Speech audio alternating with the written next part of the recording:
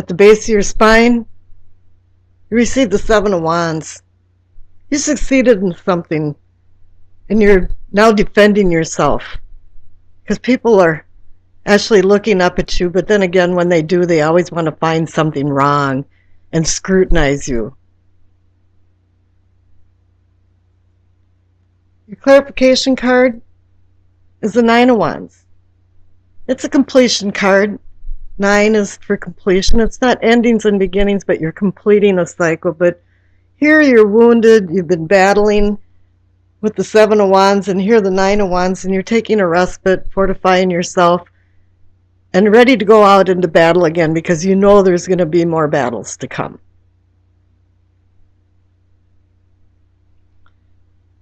Here in your pelvic or sacrum, what I call awakening or arousing, the Lover's card, a partnership card of union, marriages, love, friendship, companionship, all different kinds. And here you're spiritually progressing. You're feeling really good about things. Things seem to be going well. Sexually, you're feeling good.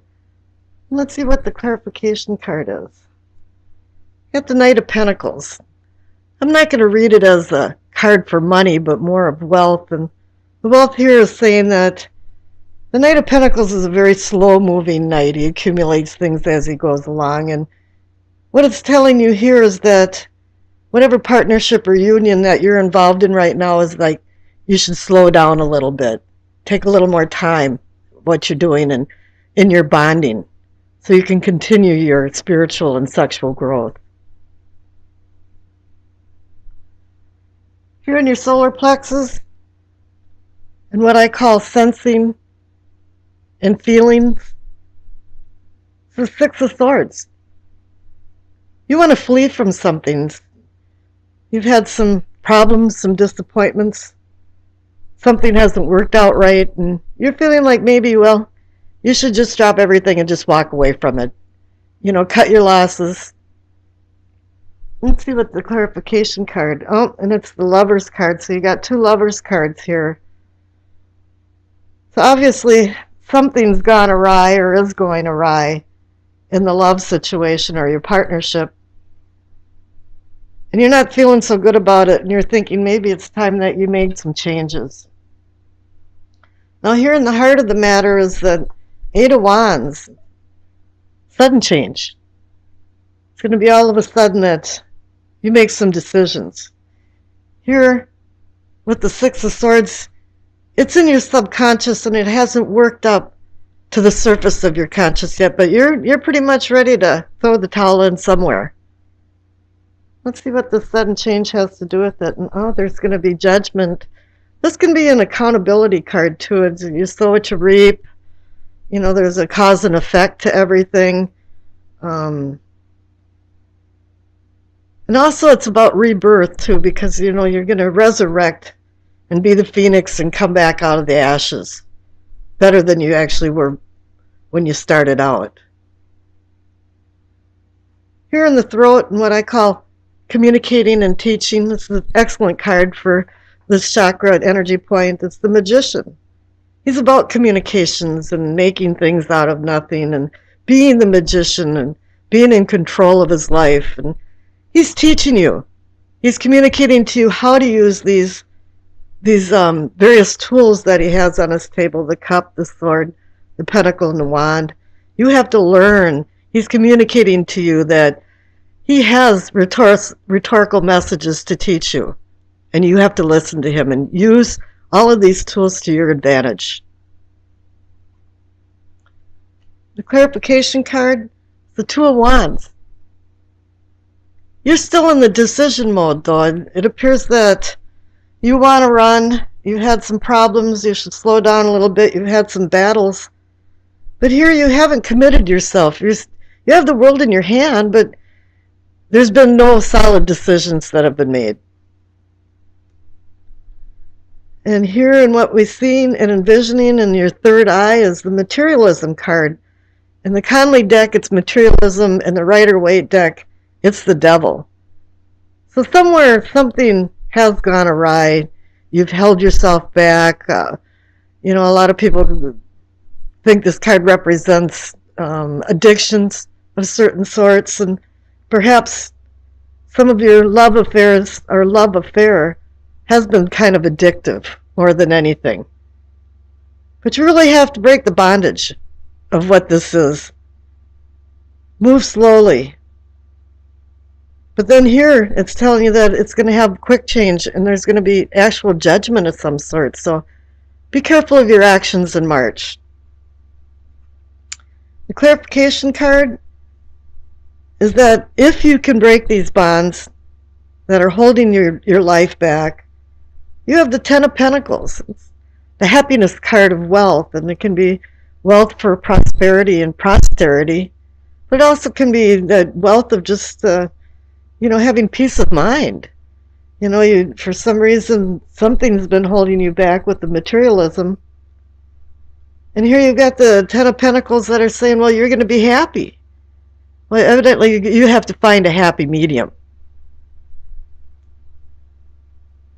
Here in the Crown, and what you're knowing and understanding is that you've been restrained. Perhaps this has something to do with the materialism.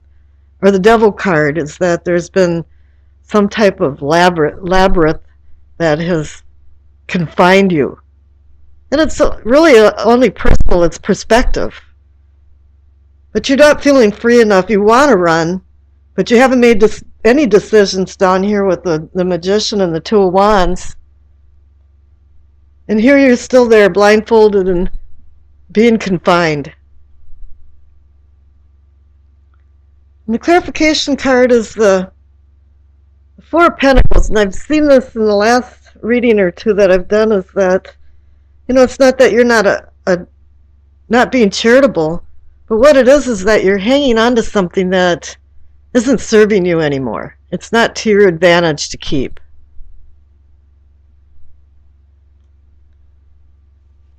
And the past card is the Hermit.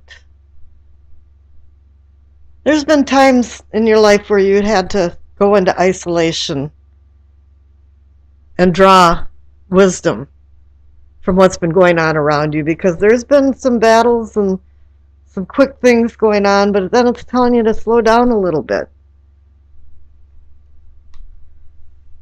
And here for the future card is the Star.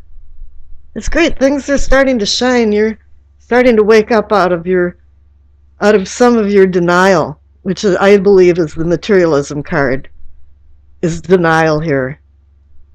And there's guardians that are surrounding you or coming into your life that are going to help direct you into more safe harbors and shores that you haven't seen. It has something to do with these Lovers cards here, though, and the union of something that isn't quite working out and been disappointing to you. And here for the overall energy of the reading, or maybe the outcome, is then again the Ten of Pentacles. You received it twice. It's telling you, if you start making some decisions and not feeling so restricted and in bondage, that you too can have true happiness and wealth. That's not only just for pentacles and money, but just wealth overall, happiness, joy, comfort, contentment. And here's your Doreen Virtue Messages of the Angel card. You got Indriel, Indriel. I got it. You are a light worker. God needs you to shine your divine light and love like an angel upon the earth and all of its inhabitants. So here it is. If you can start finding the light, gaining the wisdom that you've been seeking in the past, and the star for your future, calling you a light worker and shining a divine light, you are going to have the happiness that the two Ten of Pentacles offers. And then after that, I'll do a Yi Jing reading for you. Up on the top left for what you know, you receive the Four of Wands. It's a card of varied meanings, and typically I say, it's a group of like-minded people that work towards something and accomplished it and now they're celebrating together. But with the Hermit card underneath it, I just don't feel that. It's like a project that's come to a successful completion from hard work, maybe just a solo flight. But it also has the feeling of harmony and celebration for this one personal accomplishment. This card can also portend some kind of rites of passage celebration, like a wedding, graduation, commemorations. And it can also foretell positive ascensions. It can indicate success in business, marriage, family relationships. And all in all, it's more like a releasing of something that was constricting your life. Now the clarification card is the Hermit. At times the presence of the Hermit symbolizes your desire to change in your unconscious inner self. It's like a cosmic mission of desperately seeking you. Changes that are sparked by the Hermit are very meaningful and because it's a major arcana card, it's long-lasting.